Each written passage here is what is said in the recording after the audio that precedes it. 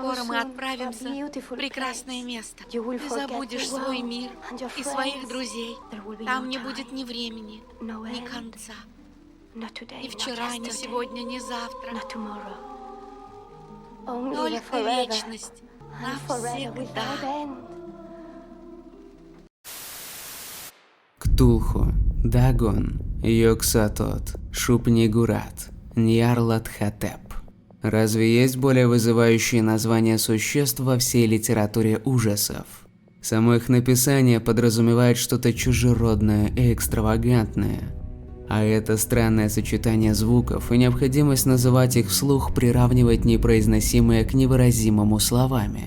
Все это древние, на русский лад боги, одни из самых поразительных и ужасающих существ во всей литературе о сверхъестественном. Колоссальные существа, невероятные с точки зрения биологии, пришедшие из других измерений, появляются в рассказах Лавкрафта лишь изредка. Но когда это происходит, они отметают людей как рой надоедливых мошек, оставляя за собой следы разрушения и хаоса. Приготовься, мой дорогой зритель, окунуться в завораживающий мир мастера современного ужаса. Сегодня речь пойдет о великих древних, которых не удавалось постичь никому. Но если ты поставил лайк, возможно, у тебя это получится.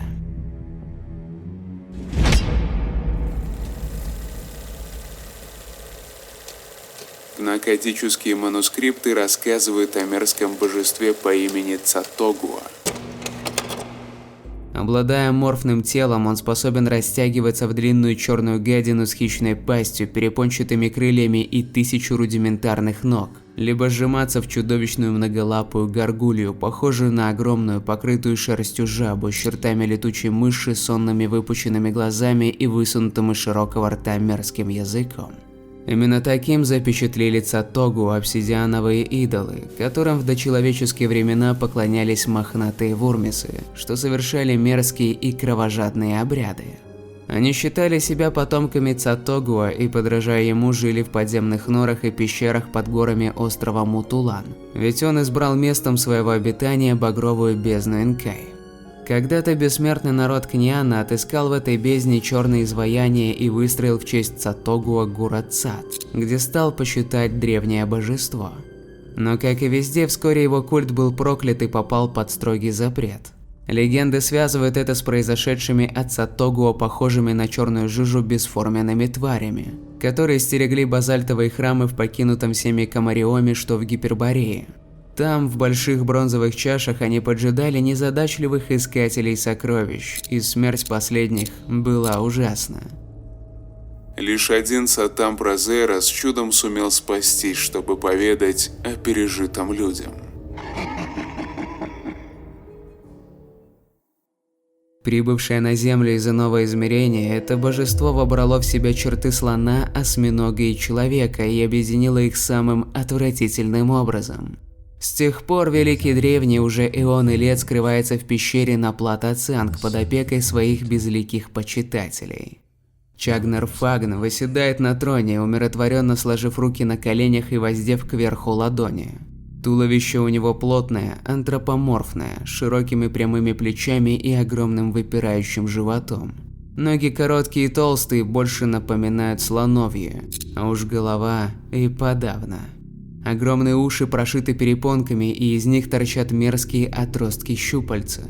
Хобот оканчивается отвратительной широкой присоской. С помощью последней слоновий бок и питается, ведь время от времени ему необходимо пить кровь. И только для этой цели он выходит из своего мирного состояния. В остальное же время он спокойный как Будда и загадочный как Сфинкс. Выглядит истинной статуей.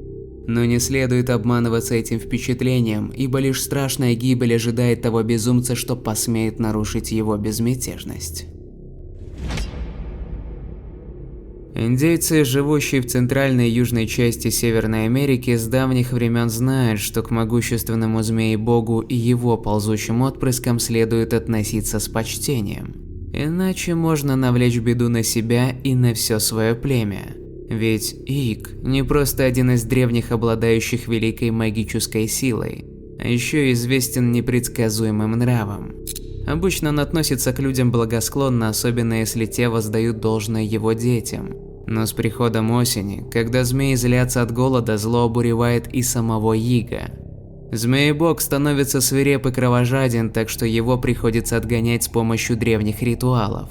И поэтому с августа по октябрь в индийских поселениях все наряжаются, танцуют и бесконечно бьют в там-тамы, призывая на помощь Тираву, прародителя людей.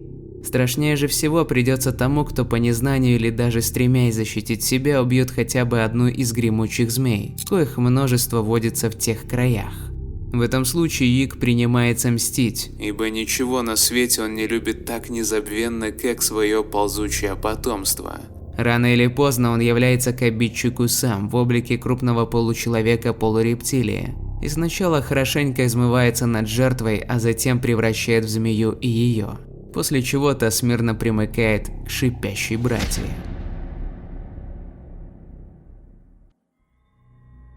Из недр горы Вормисадрид, что высится среди Эйглофианских гор в Гипербореи, происходит множество мерзких уродливых тварей. И все они рождаются в одном отвратительном месте – источнике нечисти по имени Абот. Находящийся в скользкой от грязи пещере, окруженной глиняными берегами, он заполняет своей жуткой серой массой целое подземное озеро. В этом озере идет непрерывный процесс гадостного размножения.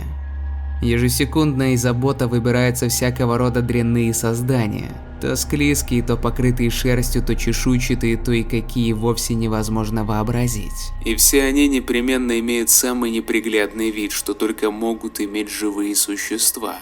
Удаляясь от Абота, они быстро увеличиваются в размерах, а те, что оказываются недостаточно проворными и способными, тут же погибают, пожираемые многочисленными ртами, зияющими в жуткой туше их родителя. Будучи древним божеством и обладая мощным, но извращенным и циничным сознанием, Абот общается посредством телепатии.